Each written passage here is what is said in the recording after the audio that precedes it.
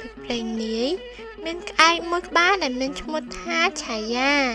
ដែលរស់នៅក្នុងព្រៃក្បែរមាត់សមុទ្រឆាយាគឺជាក្អែកមួយដែលច្រណែននឹងអ្នកដទៃណាស់គាត់បានមើលទៅសត្វស្លាបដែលគេមានរោមស្អាតរួចបាននឹកគិតថាហេតុអ្វីបានជាគេស្អាតជាងខ្ញុំថ្ងៃមួយឆាយាបានឃើញកូនត្រសក់សមុទ្រមួយដែលមានឈ្មោះថាសារ៉ាកំពុងតែហែលទឹកយ៉ាងសប្បាយនៅក្នុងសមុទ្រសារ៉ាមានពណ៌ស្រស់ស្អាតហើយវាមានរបាំងហែលទឹកយ៉ាងទន់ភ្លន់ឆាយាច្រណែនណាស់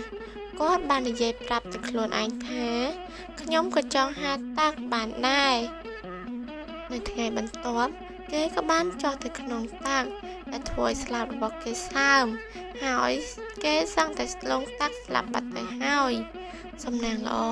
សារ៉ាបានឃើញហើយក៏បានហៅទៅជួយរួចបាននាំឆាយាឡើងមកលើគោកវិញឆាយាបានសួរទាំងអស់សំណើចថាហេតុអ្វីបានជាឯងជួយខ្ញុំត្រឹមតែចំណែនឯងហើយតែប៉ុណ្ណោះសារ៉ាបានញញឹមរួចបានឆ្លើយថាព្រោះមិត្តភក្តិត្រូវតែជួយគ្នាមនុស្សគ្រប់រូបសុទ្ធតែមានអ្វីពិសេសរៀងៗខ្លួនឯងអាចហោះហើរនៅលើមេឃបានចំណែកឯខ្ញុំវិញ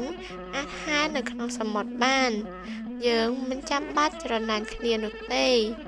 ឆាយាបានស្ដាប់ហើយបានយល់ពីខ្លួនឯងគាត់បាននិយាយថាអរគុណសារ៉ាថ្ងៃនេះខ្ញុំបានរៀនមេរៀនដ៏ល្អនិងសំខាន់មួយនៅក្នុងជីវិត